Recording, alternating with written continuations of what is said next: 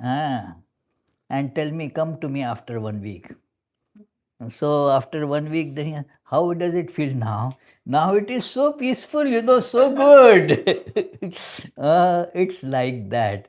As you change the background, things appear very different. It is. So, whenever I feel it is too hot here, what I do, I go to a place in India where I grew up for a long time, which is very hot there. This is much cooler. So the temperatures usually would be 100 plus. So I go there mentally, and then I start feeling this. Oh, why? Oh, Austin is so cool.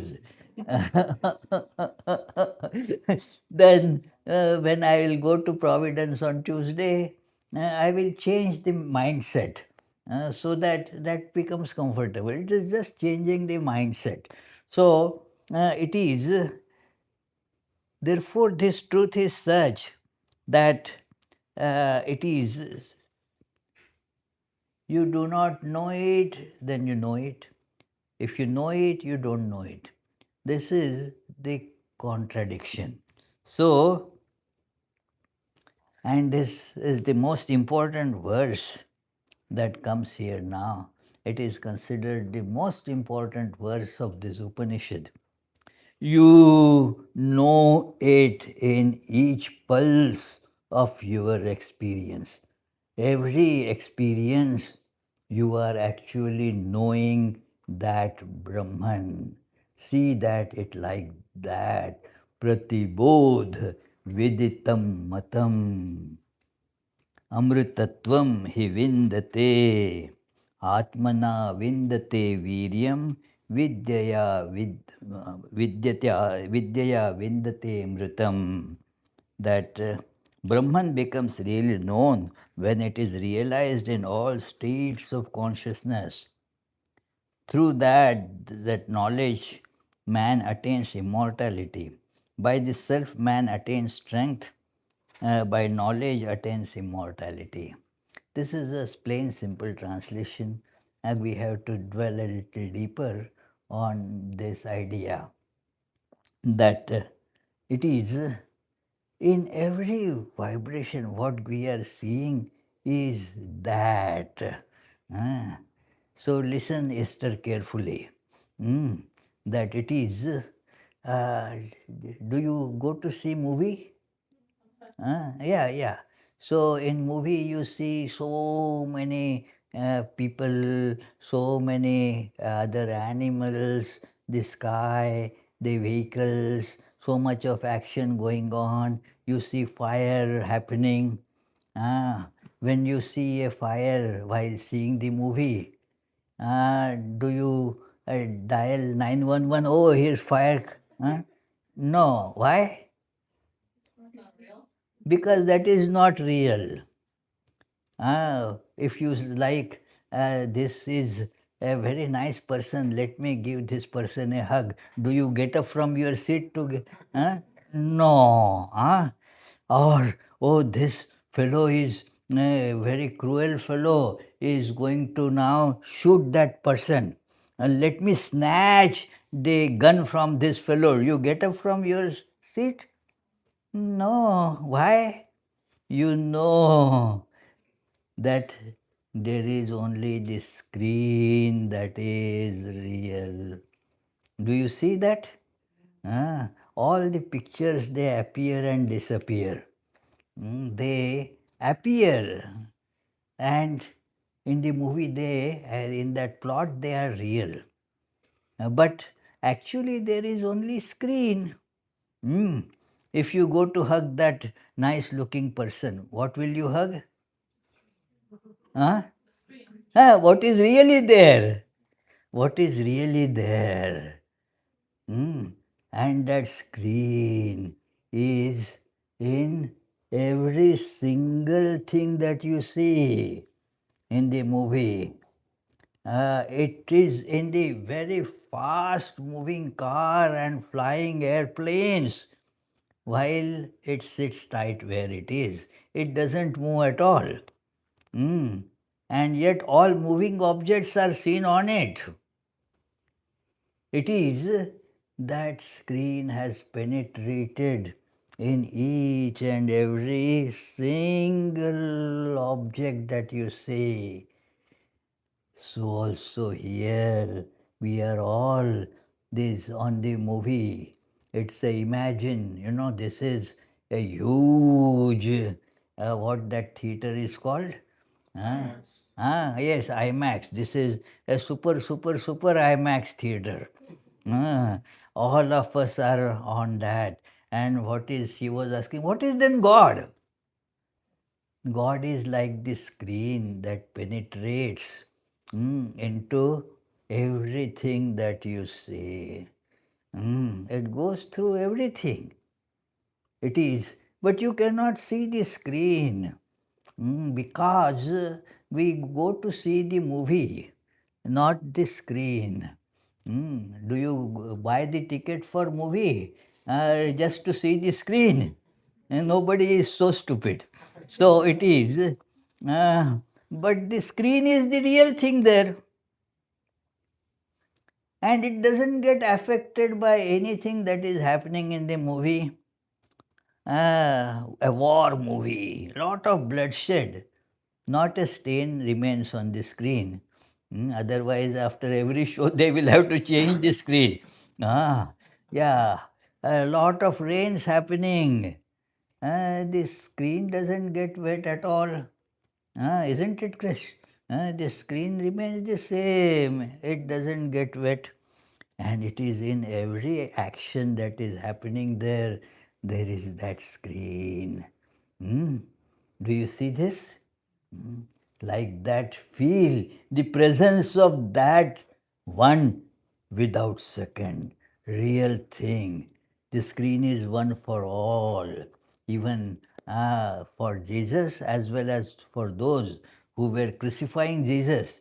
The screen is not different, the same screen, otherwise the movie will not be happening. The same screen is used for all. Oh, no, Rama is God. How the same screen can be put for Ravana also? No. The Ramayana happens only if there is same screen. It is. So this runs, God runs in and through every single expression. There is nothing without God. And how do you see that screen? The same technique you have to apply to see the God. When the movie is gone, then see the screen. This is the state called samadhi. That it is when the movie is what remained. The objects, they all came and went. They were all funny. It was interesting movie, but it is all just movie. Nothing of it is real. It is all this screen that I was thinking, seeing as this picture, as the war happening. It was only the screen that is real. That is the reality. Ah, so that God is the reality. All shapes come and go. Were you looking like this when you were 2 months old, Esther? No. If your picture is there when you were 2 months old, can you put that picture on your driving license? No. It changes, it is all a movie. Birth, growth, death. In our that little children, that book, there was a nice song. It is not known much in the United States. It was the song of Solomon Grande. Uh, Solomon Grande, born on Monday, christened on Tuesday, married on Wednesday, ill on Thursday, worse on Friday. died on Saturday, buried on Sunday. That is the story of Solomon Grande. Isn't it the story of all of us? Ah, born on Monday, someday you are born, you grow, and then the game is over after some time. Mm. So, what is real there? Mm. It is the real is the screen that is behind, that God, that is like that screen. So that is to be found out. That is what our true nature is, unchanging true nature. Other things are shifting and changing. Our views change. Our bodies, not only bodies change, our mind change, our ideas, our desires, everything undergoes constant change. Do you agree? Hmm? Yeah, it's constantly changing. What is real, we don't know. It is. I was telling that gentleman that he was asking about the science, and science can be, yes, it is very important thing. And he brought out a very important point about science, that we can experiment, we can verify, we can validate. uh, there is a very nice, some books are there about the methods of science. So it is that it is not verifiability alone, there is falsifiability.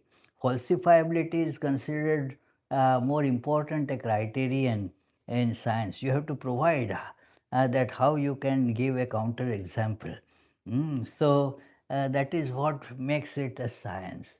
Now, uh, science itself doesn't fulfill what is commonly called science, doesn't fulfill these criteria, these criteria.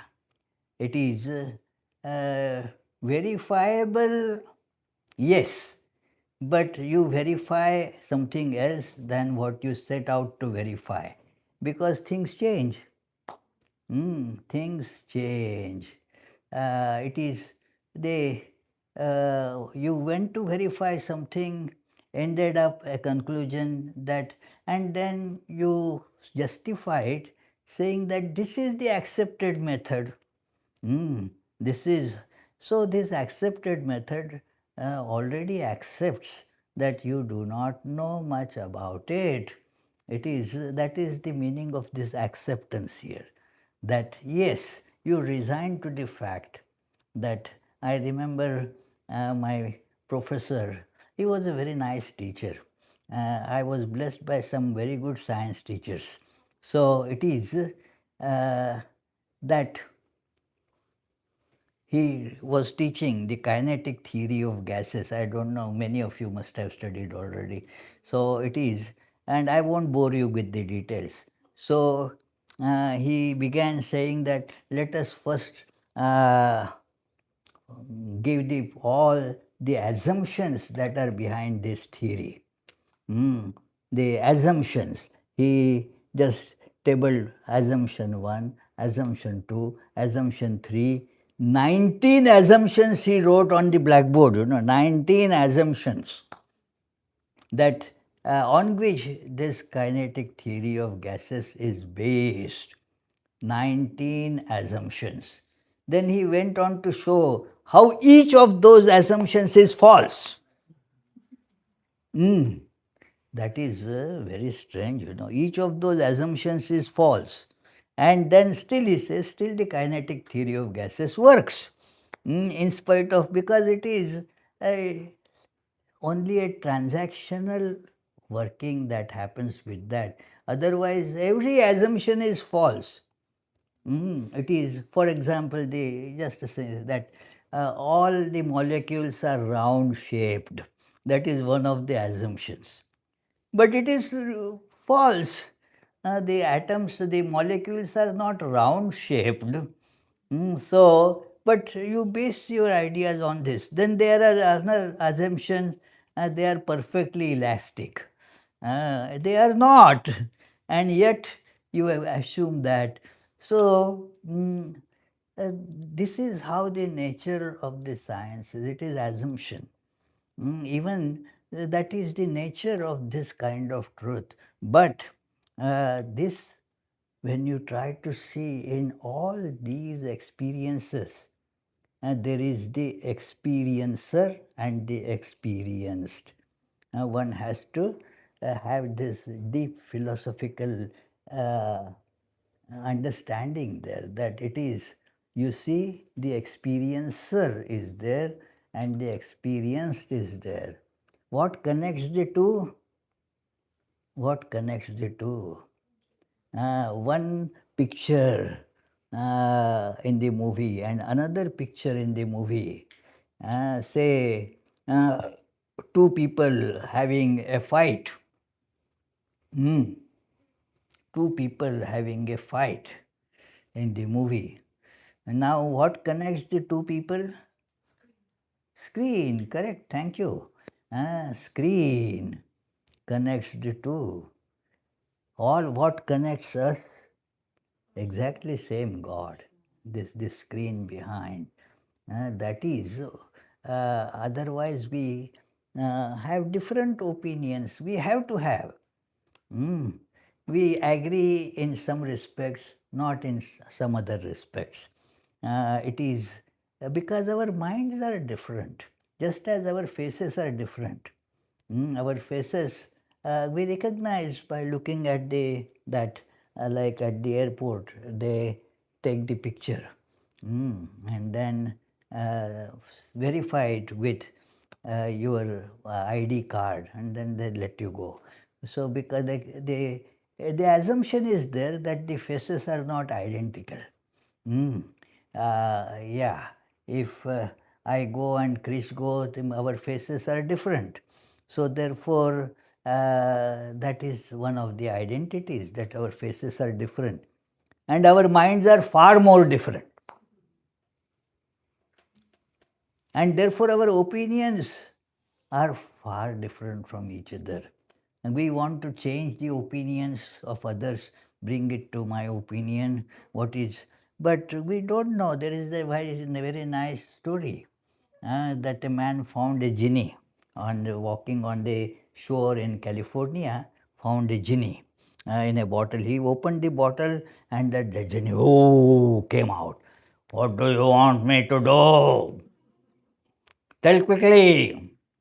Now these genies are terrible. If you don't give them something to do, they will gobble you. So he said, this powerful genie, what to give? He said, I had a desire for a long time to go to uh, Honolulu. Where is Honolulu? Hawaii. Thank you. So I had a long time desire to go to Honolulu, Hawaii, but my medical condition does not let me fly, and I am afraid of water, so I don't go on ship. So please build a bridge, from this California to Hawaii. Oh my goodness, even the genie got a bit shaken by this kind of request. The genie said, well, this is it will be too long a bridge. Can you ask for something else? He said, okay, genie, can you tell what is going on in my wife's mind? The genie thought for a second and then asked, how wide do you want the bridge? So our minds are so different, that it is impossible, to know what is going on in our minds. It is wonderful to study, the Jungian psychology of, the subconscious. What is happening in subconscious is very different from what is happening at the conscious level. So it is, we don't know what's going on in our minds. They are all so different. And yet, in all of them, What connects them is God. You can call it God. Here it is called Brahman. Tadeva Brahmatvam Vidhi. That is Brahman. By different names, yeah, the same thing is asserted that uh, that is, you can see that by looking at this common thing that runs through everything. Mm, like the screen runs through all objects in the movie. Nothing is left out. It is. And all objects, what happens to them? They are changing. That is why it is movie. They move. So it is, it changes. What does not change is the screen, the God, the unchanging, one without second. One without second is an important word because many times by one we mistake that God is one, like the monotheistic ideas. Monotheistic religions try to present that God is one. Even in India, amongst Hindus, in spite of the scriptural evidences, they hold that God is one who governs everything, that is one. And then the question of then being many comes up. Therefore, the Upanishadic word for that is one without the second. Mm. I'll give you just the continuing the same analogy that if you are seeing uh, two people having a fight in the movie, now how many things are you seeing? Come on, Chris, how many things you are seeing?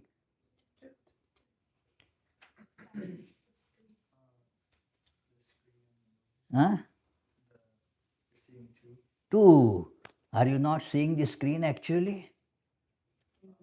Ah, so you are seeing these two fighting people, but you are seeing actually the screen. That screen is the reality there.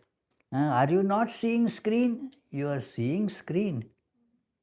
So that screen, so it is not one of the two. It is pervading the two and remaining one. So this you cannot count like 1, 2, 3. No, the screen is not one of those changing things. It is ever present. It is neither born nor die. It is something that is the present, at least in the context of the movie. It is ever present. So that God on which we arise like the waves and into which we fall, that is the God. So in Taittiriya Upanishad, this has been given as the definition of God. That is God, where from everything rises, in which everything resides, and in which everything gets dissolved. So, this is now what is the use of this knowledge? You become immortal. You then separate yourself from body. Separate in the sense your understanding and that you are not body, and thus you become immortal by identifying with the body. Everything then that applies to the body applies to you because you are identified with the body. Body is born, so I am born. No, it is because of the wrong identification with the body that you are thinking that you are born when the body is born.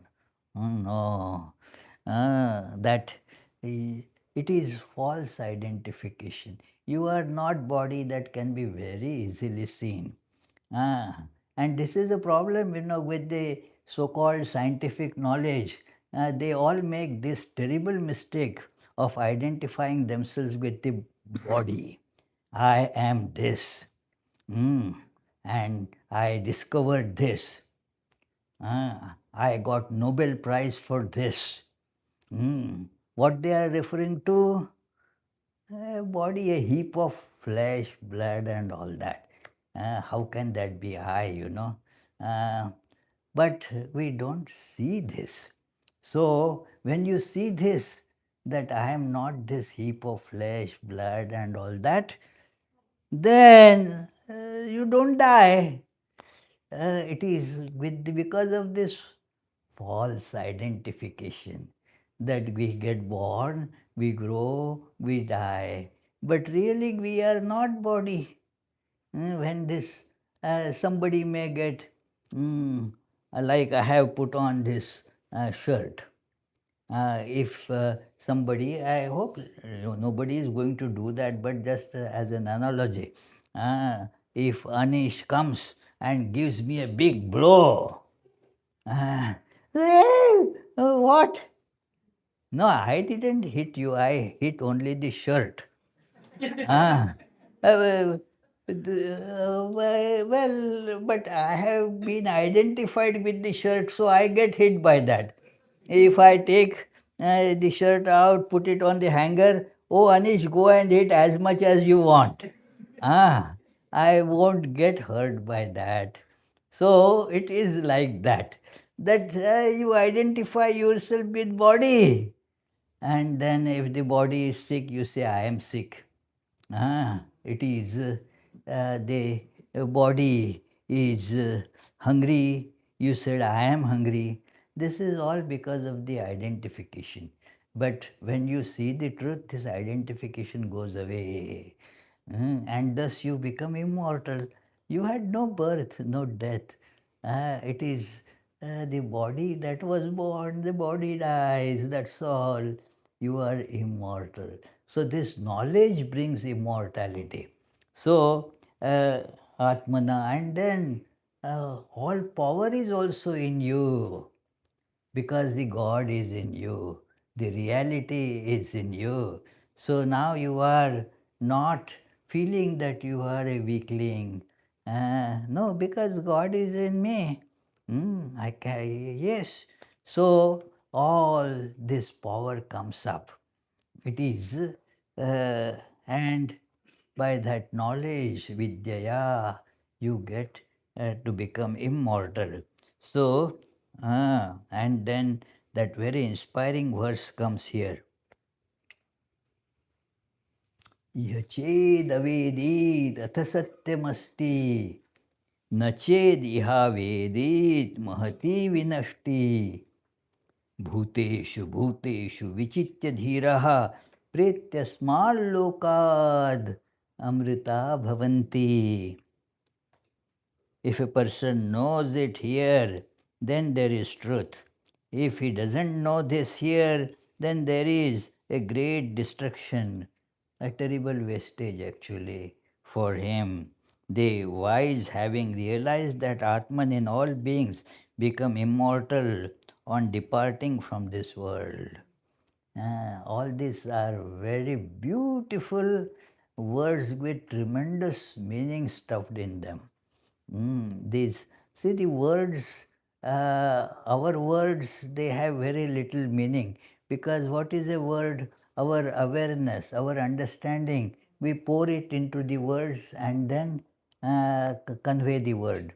Now our understanding being very limited, if at all there is any, so our words don't carry much strength. But the words of such sages, they have tremendous meaning in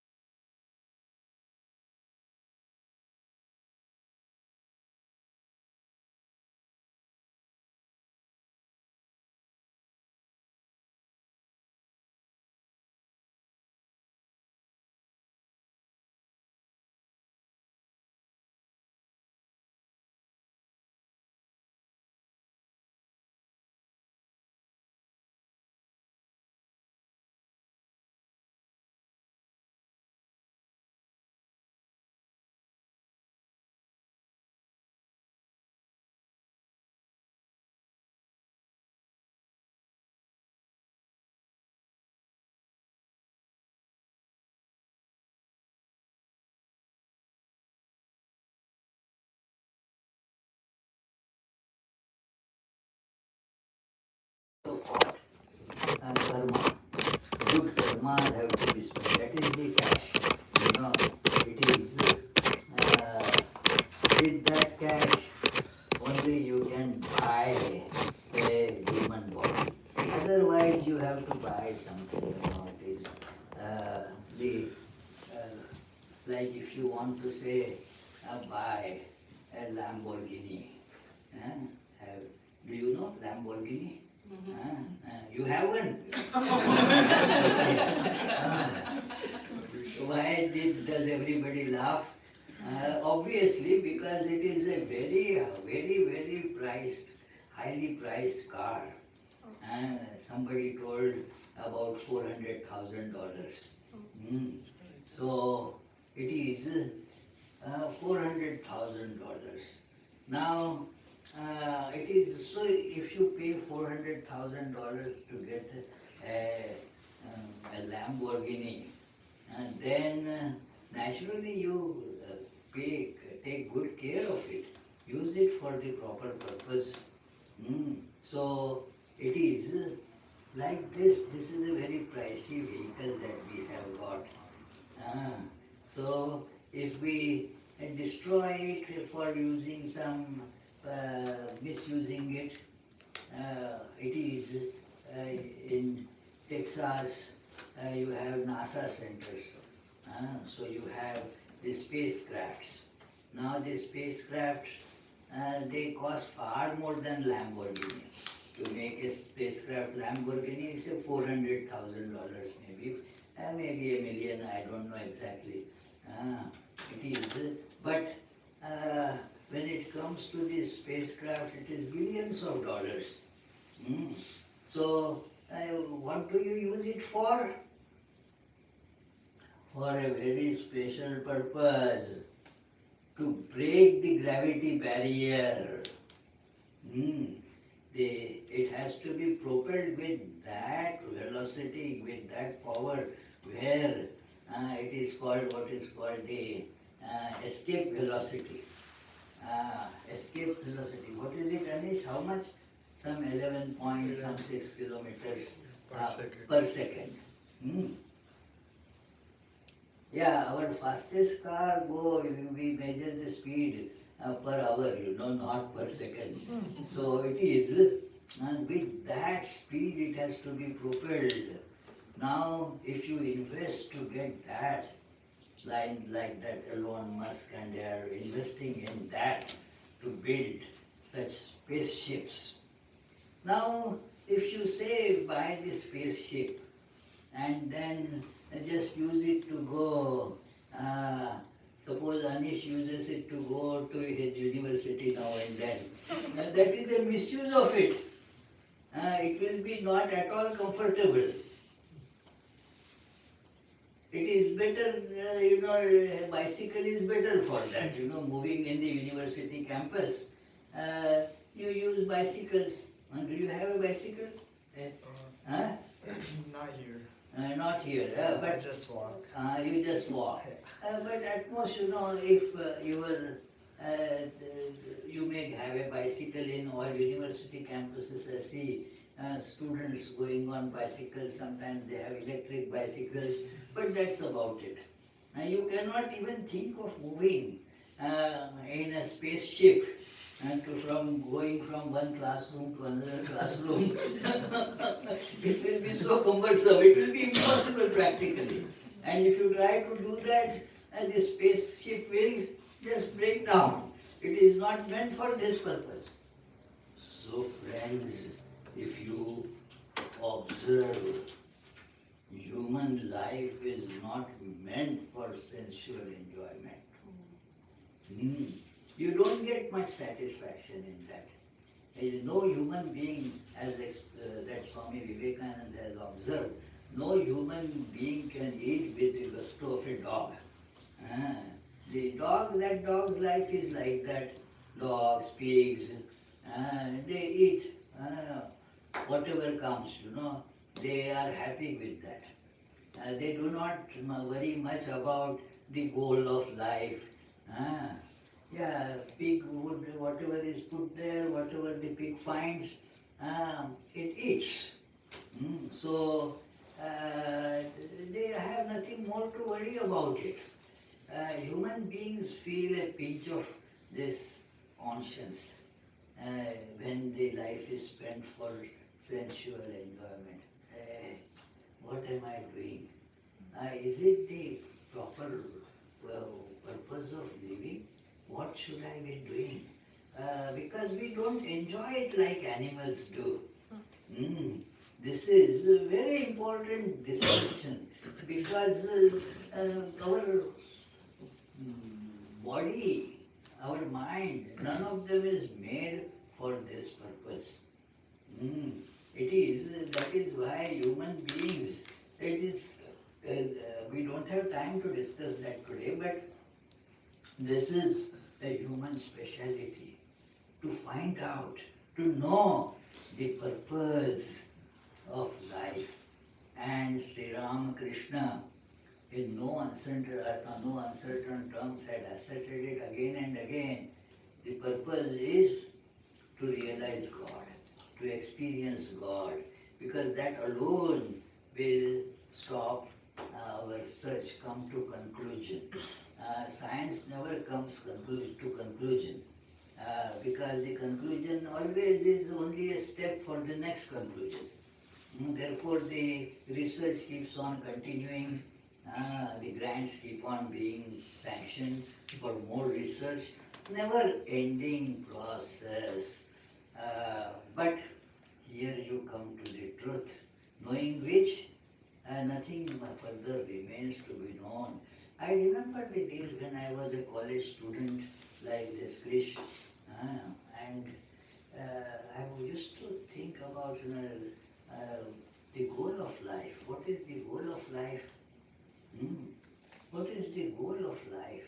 So, what should be that goal? So I just happened to meet a Swami, and then asked, what is? He says, well, you are a student of science. So first decide the meaning, the definition of the goal. What will be the definition of goal? Goal of life. And then as I was scratching my brains, he said that getting which nothing remains to be achieved in life. Because what you call goal, after getting it, still something remains to be achieved, then that something should have been called the goal of life. Getting the goal of life, it is a period. The life has become successful. Your life has been a success story. Otherwise, it is the story of failures being called successes. It is because it always succeeds by something else. So it is the important idea here that live the life for that purpose, because that is making the good use of life. If you don't do it, if you have the spaceship and then if you don't use to cross the barrier of gravity, then it is useless. It is, so make good use of this human birth, friends, that know the truth. What is this barrier, gravity barrier? Our pull towards sense enjoyments. We get pulled by the attractions. And thus we cannot think of anything higher. It is so one has to power oneself to go beyond that. It is so Nachediha Vedi Mahati Vinashti. It is a terrible loss. You spend billions of dollars or trillions of dollars, maybe, I don't know the exact cost of a spaceship. So it is, if you have it and you don't use it for this purpose, then it is all gone, finished, big loss. So human birth gives us this kind of a very high power machine. You can't invest it every now and then. Oh, I bought a pen. Where did I keep it? I don't find. Okay, I'll get another one. Just 50 cents or so I have to spend. You don't care about it.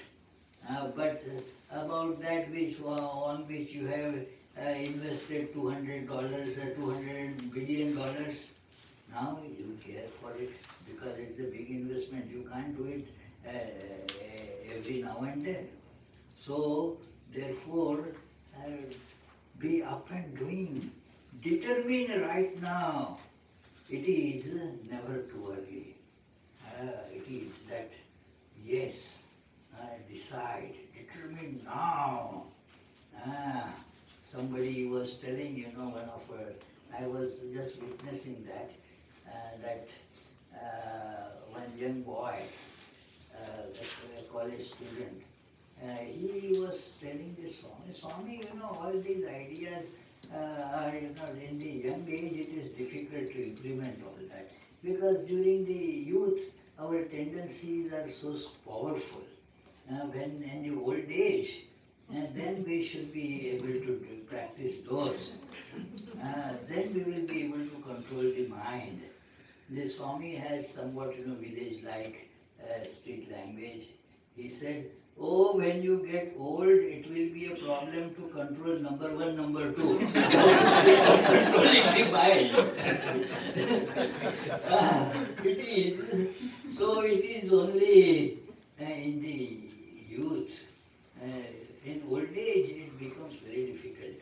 The mind becomes so inertiatic. So, therefore, now, whatever may be your age, think of that. Now I am young, let me do it. Now I am young. You may be 80 years old, 90 years old, but begin now. It is, this is what is being described here. Bhuteshu, and the process we saw earlier. Bhuteshu, Bhuteshu, Vichitta Dhiraha. In every pulse of our experience, see that divine is the reality in that. Just as in every picture on the screen, you see the screen is the reality of it. So every picture here, know that God is the reality of it. What would you like to have? Real or unreal? Huh? What? Unreal? Real. Real. Yeah. Do you agree, Devlina? What do you want? Real. Real, not unreal. We don't like unreal. We don't want to go for unreal. So God alone is the reality. Yes. An incident comes to my mind. I used to be in Shillong those days. One lady had come to ask some questions, some problems she had, and her little daughter was with her. And as the little children do, she was pestering her mom for getting a chocolate. And as the children would do, oh mom, and the mother was saying, quiet, quiet, I'm talking. Then at that time there was a TV in that office. And on that TV there is an advertisement of chocolate going on. I told that little girl, why don't you go and pick it up? It is right there. Why you bother? Take matters in your hands instead of bothering your mom. Go and pick it up. The little intelligent girl refused to budge from her place. Why? I think, why don't you take? It's not real. That chocolate is not real. No, it is seen there, isn't it? So must be there. No, it's not there. It is, those days the TVs used to be big boxes, I don't know if any of you remember now those TVs. So I said, maybe if you go behind it, You may be able to take it from there. No, the girl was pretty convinced that there is nothing that candy there. Why? Because she is convinced that it is unreal. So if we have this conviction that everything that we see here, uh, in all that, God alone is the reality that moves through all pictures. Hmm. So that is the reality. You all affirmed that you want the real, not the unreal. So Sri Ramakrishna says, therefore, God realization is the only goal of our life. Nothing will bring fulfillment, nothing else, howsoever alluring it may appear. Nothing of that will bring fulfillment to our lives. And so, start now. Change the orientation of your life towards this goal. And you will get it. You will get it. Because it is right here. There may be doubt about things which are away, whether you will get it or not. Will you get God? Will you get God? Yes. Huh? What Hindu? Huh? Why are you looking at him? That it is. Huh? Will you get God? Because it is right in you. And so everybody therefore can get God because it is right here. Where is the question of not getting?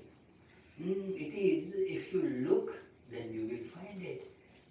So that is why it is being encouraged here that it is bhuteshu bhuteshu vichityadhiraha, that is, see, transcending the appearance.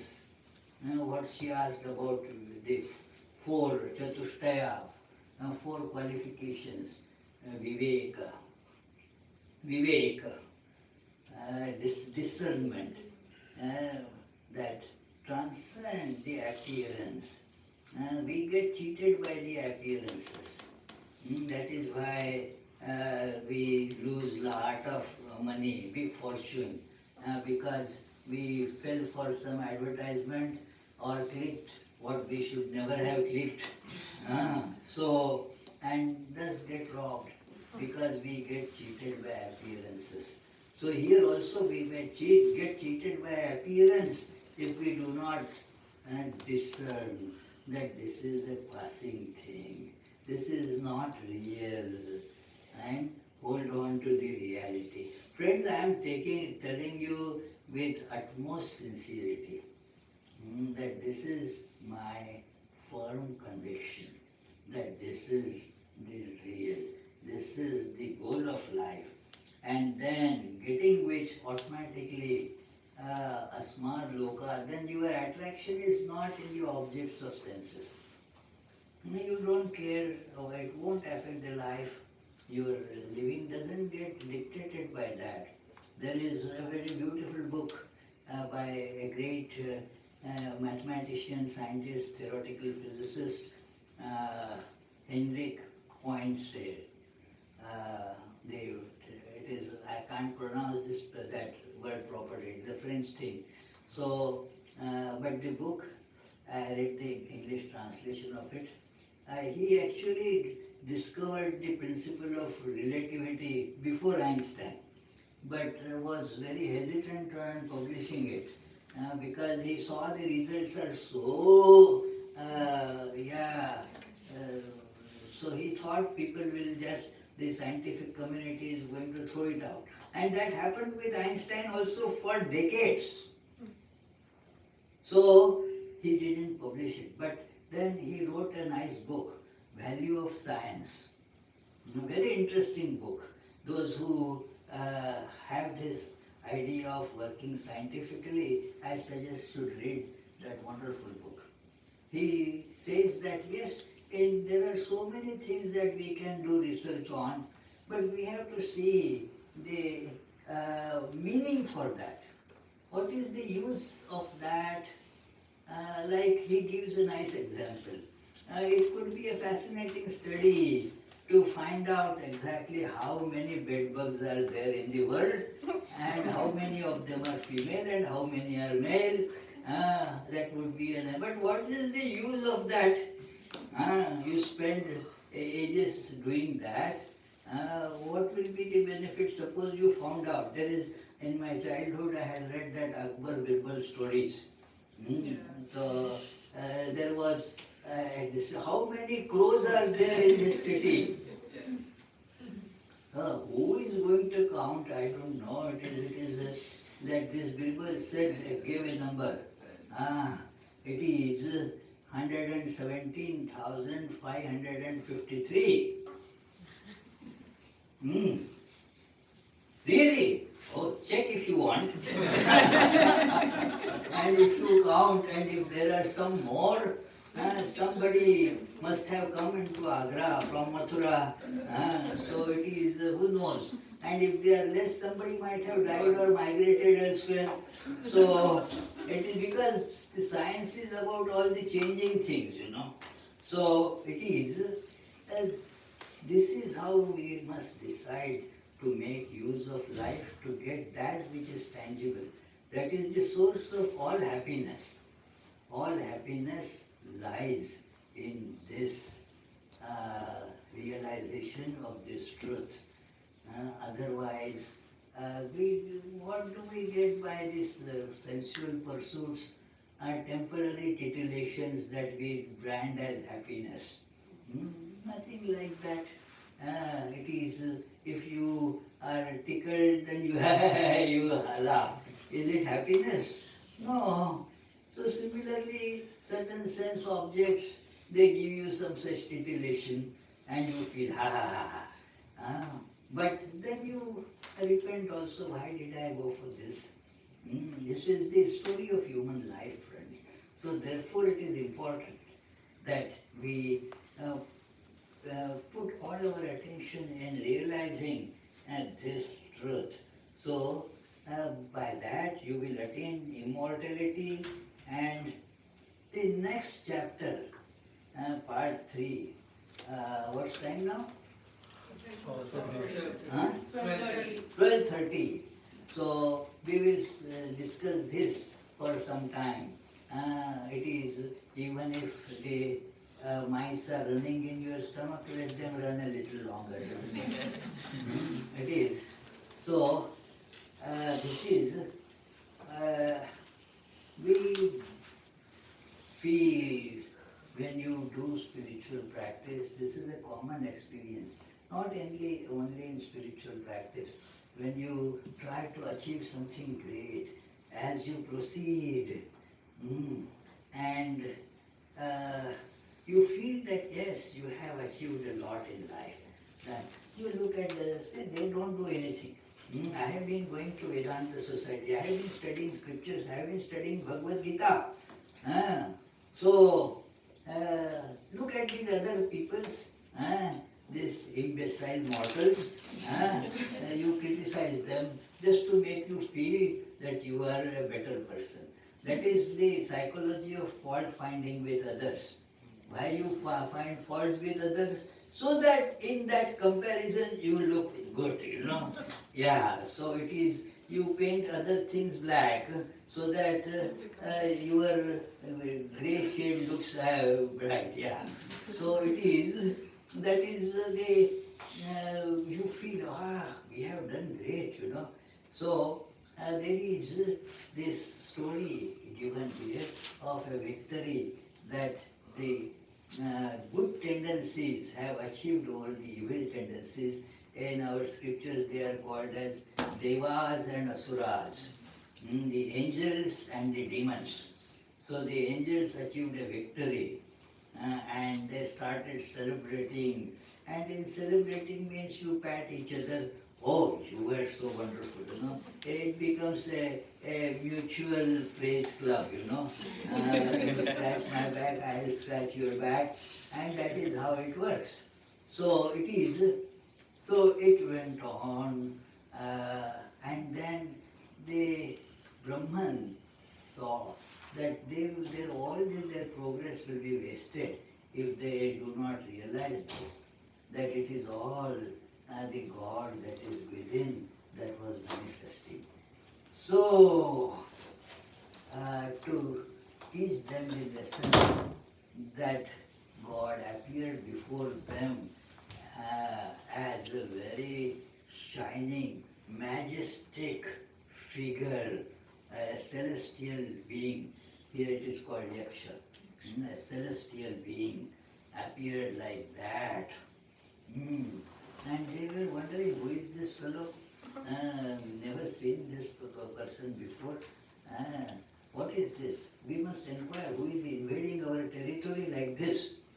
So while they were discussing, they decided, this fire god, you go and ask him, find out who that fellow is.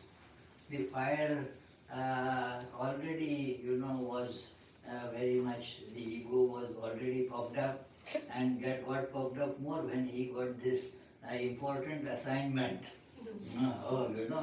They all work, but when some important assignment comes, they turn to me. So it is like that, puffed up, he went there, but in the that glory of that personality of this celestial being, immediately he forgot what he came to ask. He was subdued under the spell of that being. So instead of his asking, this celestial being asks him, hey, who are you? And he said that I am the fire. I am also called full of knowledge, born with knowledge. Jata Veda means what he told, and like a person who wants to show the greatness, immediately tells, that yes, I am a PhD. Nowadays nobody tells because there are so many PhDs. It is in that North Carolina, the Triangle area, there. It seems the maximum density of PhDs in the world is there. So it is said that if you hurl a stone, it falls on the head of a PhD. So it is. So it is. This man told immediately this fire, I am called fire, and I am also known as the all-knower. And this celestial being says, is it so? Wow. Okay, just want to test, that there is a piece of hay here. You said you can burn the whole world. This is just a piece of hay. As a sample, can you burn this? Now, had the fellow been in senses, already would have understood that this is a funny thing. No, why? But when we are fired by this ego, one's own greatness, you try to, show that other person how great I am. Okay, yeah, this is, I can simply burn it. And the Upanishad says, it is again and again this fire who was able to burn otherwise the whole universe could not burn a small piece of hay, dry hay there. Oh, and so he went back defeated. Then these other angels, they selected this Vayu, the wind god. The wind god, you go there. And wind god got more puffed up. Where this, the fire boasts only. Actually, I do the most of the work. But he has the idea of going ahead of everybody.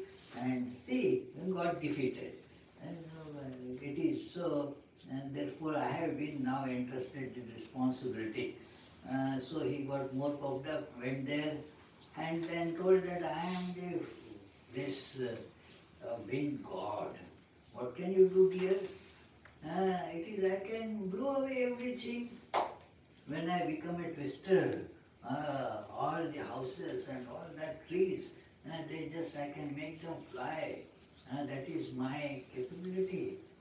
Uh, Again, same thing, He went to ask to that celestial being who you are, but became dumbfounded in that presence. It happens, when you are in the presence of a very powerful, celebrated, great person, all that you think I will ask, you forget all of that. Mm. Uh, I uh, had taken an appointment, I was given that if you want to ask your guru, you can come at this time. So I said, yes, I will nicely grill him and get answers to my questions.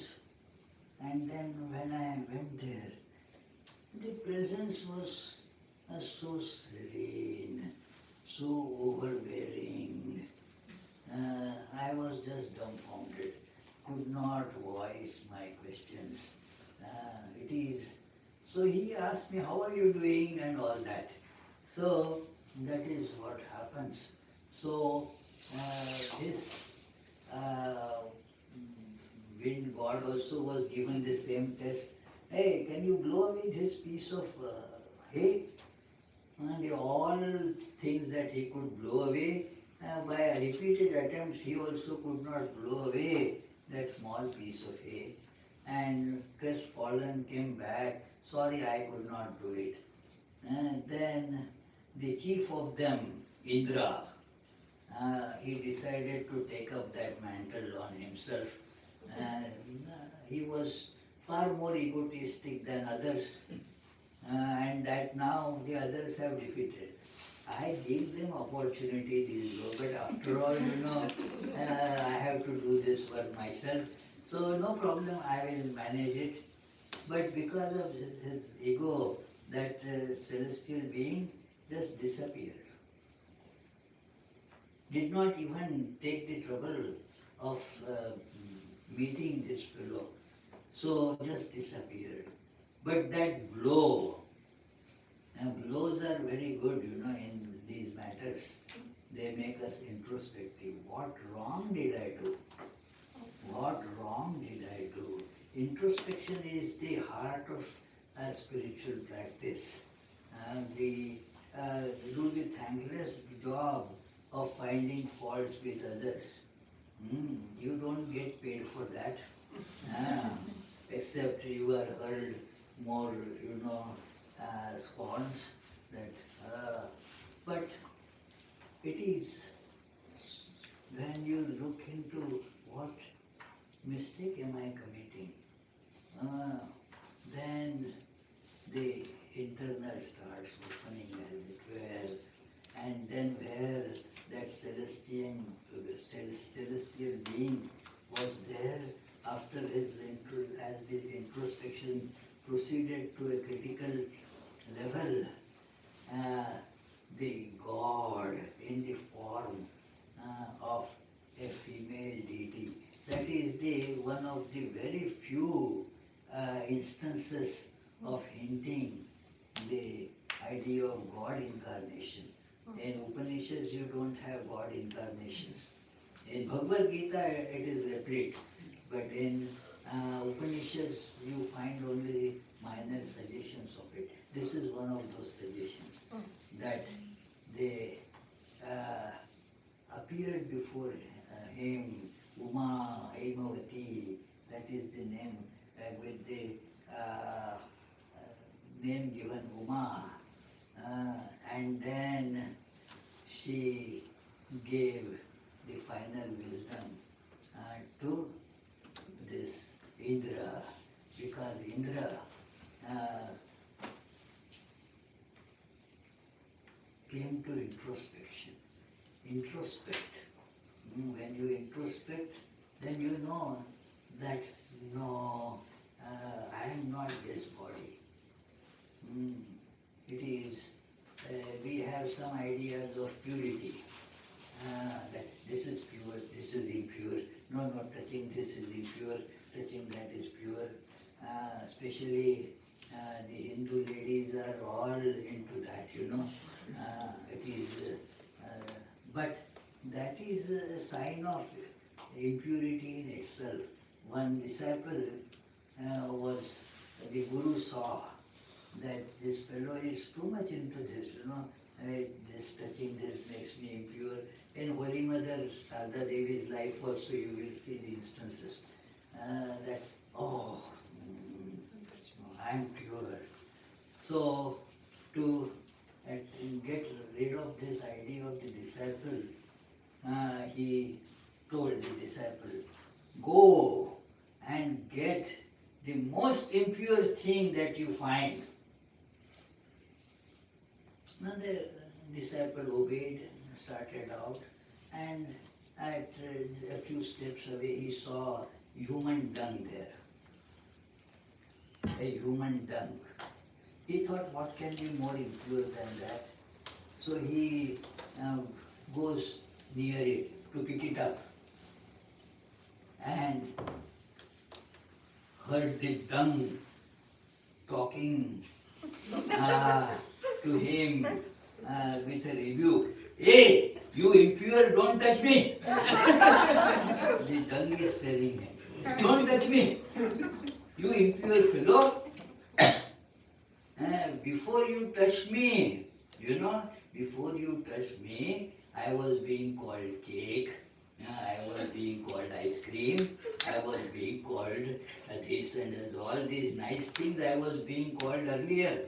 By your touch, see what condition I have come to. And if you touch me again, what will happen, I don't know. So don't touch me. So the disciple understood.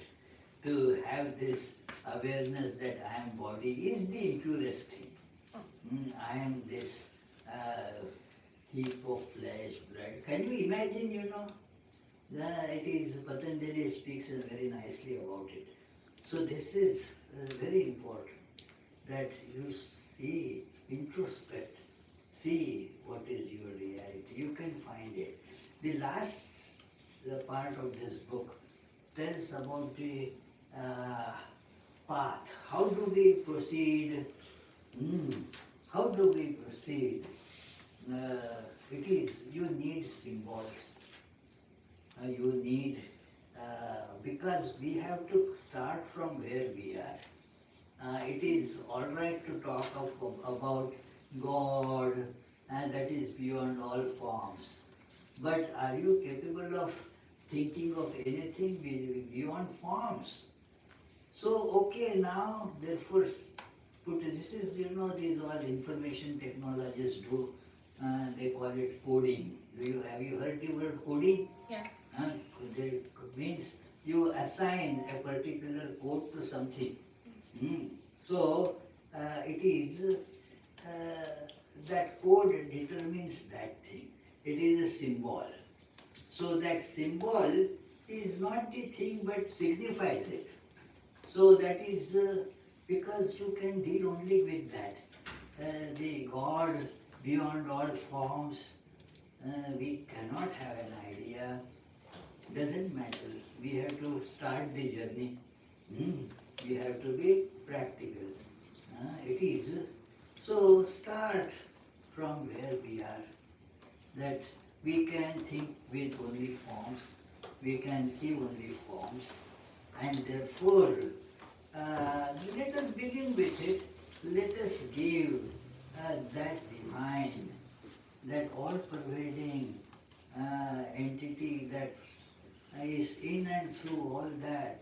Let us give that a form, and let us give that a name. Form and name. So that is given there. So you can worship it like this form. The form given there is very beautiful, very nice, and the name also. It is, the form given is as, take the form of your eyes blinking. The world is there. When the lids drop, the world is gone. All the your vision, that all that you thought to be there, just has not there. So that is the symbol of God who appears in all these forms and just gets covered by them. So think of that as symbol. Any, whenever you have, say, the different images of God, nothing wrong in that. The only thing is that you should not get caught only in that. Know that the God is infinite, but that is being worshipped through this image. We all use image worships. Some acknowledge it, some without acknowledging do it. This is a constitutional limitation on us. So, use these images, whatever brings you into your mind, the idea of that infinite reality. Therefore, say for example, the image of Vishnu, image of Shiva, uh, image of Ganesha, image of the, say, goddess Mother Durga or Mother Kali, all that are very helpful because they represent the infinite. It is a coding that you use to signify that. So with that, and now you can proceed ahead. And name also, he suggested one name, but you can use any name that connects you to that. And this form, particularized form, and the name in our tradition has to be given and told by the Guru. The Guru tells you that. Otherwise, you will not believe it. This is the funny thing, that it is, if you yourself are taking, then today you will take one, tomorrow another, so there won't be any concentration. So it is important to get this. So, we shall conclude this discussion here. It is a very, very, difficult topic to discuss in a short time, and even if it is a long time, it is not easy to discuss. You need a really competent person to elucidate that. It is my knowledge, my understanding is very limited. But then you may ask, why did I make this effort? Just so that I will get the chance to study it again, just to dwell in these ideas again. And I rely on you to forgive me for all the mistakes that I might have committed. So let us seek the blessings of the Divine so that we can proceed ahead. Any questions if you have? I think we'll take about 10 minutes or so for questions. Is that okay? Whatever you like. It is. All right. So just like yesterday, if you could please limit your question to one question so that everyone has an opportunity to ask. Anybody have a question? There is one hand there.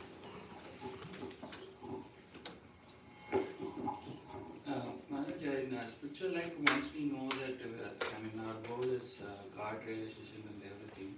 So the problem is when we plan to, execute that, we need to train our mind. So the mind responds to the training. Yeah. So the problem is, as a monk, they undergo a rigorous training with a good instructor and everything.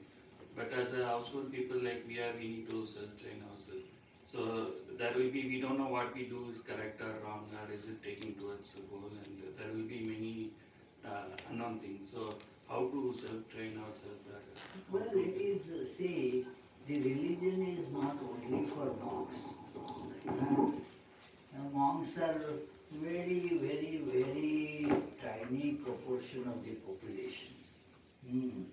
Of the, say, 8.3 billions or whatever, there may be all put together in all countries, in all different sects, maybe hardly 1 million monks. Hardly. But that doesn't mean the religion is only for them. All the householders, they also have to begin practicing this. with their limitations, they they can seek the guidance of the monks.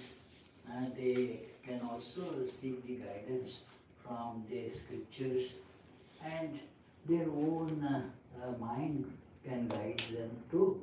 So one has to act according to that guidance. Many things come to us just by simple practical reason.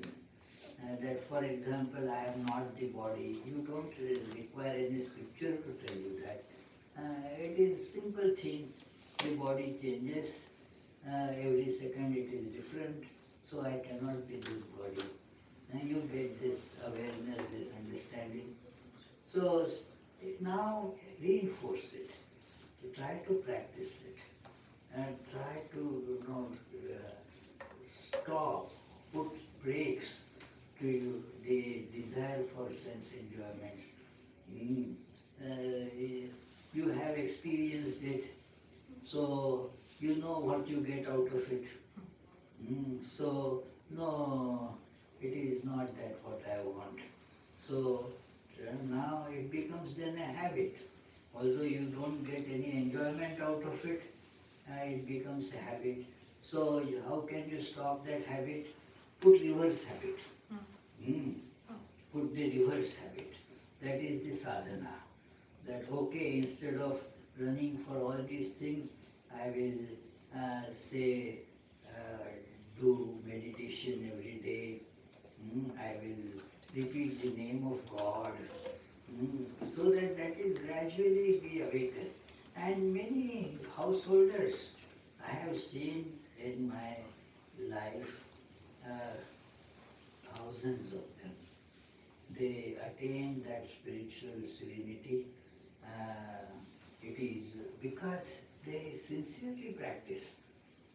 It is householder's life, is in a way good because you don't meet a big fall. It is like that. Have you heard of climbing that Al Capitan? Al Capitan. Now, rarely somebody would climb it from that steep face, which, but others, they go, somebody just, maybe a month ago or so, died by fall. From that Al Capitan, you lose and you fall down. So monastic life is like that. It is a straightforward path, but very risky. There is a nice Hindi couplet that साधु होना कठिन है जैसे पेड़ खजूर. Have you seen a date tree? It is straight like that, There are no support branches. So climbing that is a challenge. You have to keep on climbing steadfastly. So to be a monk is a challenge. साधु होना कठिन है जैसे पेड़ खजूर चढ़े तो चाखे प्रेम रस गिरे तो चकनाचूर. If you slip and fall, there is nothing to hold, just it is you will be all different limbs separate. So it is. But the householder's life is like going to that same El Capitan from other side by using vehicles and go there. So householder's life, Sri Ramakrishna used to say, therefore is fighting from the fort. So you have some security there. But you must fight. The point is you must fight. Only remaining in the fort is not fighting. You just remain secure for no good. So fight, but through the fort. So householders take so many, they attain illumination. So many saints which were householders, they attain the ultimate goal. So you will get guidance, my dear, if you seek. Jesus says, seek and ye shall find it. Yeah, thank you. Nice question. So we were talking about a screen. So we see screen or Brahman everywhere, right? Seeing through everything. So once we are in that state, how do you survive? Like, isn't it difficult to? You never die. How you will survive means you In never the sense, die. how do you communicate with people who are not understanding? It You is- are seeing the seed, you are seeing the Brahman everywhere, but then how do you like interact with people who are not seeing and understanding Why it do all? you need to? But they expect you to interact. No, they let them expect whatever you communicate through communion, you know. It is actually you are all that. You don't need to use words. You don't need to give advice. You have attained the truth. You are in and through all of them. It is those ignorant like us, they feel that I must go and convince others. Nobody really gets convinced like that. Impossible. I used to have that delusion when I was in my last year of college education. I thought, I had read some books and I thought that let me convince all my friends and other my relatives and everybody that this world is false. God alone is real. And what would they say? Oh, nonsense. No, but see, I have other things to see. Why only this one? There is no argument against that. Who told you there are many other things to think of? Who told you to think of all this nonsense? So it is like that. When people grow through their experience, they will learn. And your presence teaches, you know. When you attain to that, then you don't have to teach. Gurustu maunam vyakhyanam shishyastu chinna samshaya. The message of the teacher is given in silence and the students get illumination. And that is really the art of teaching, my dear, through silence.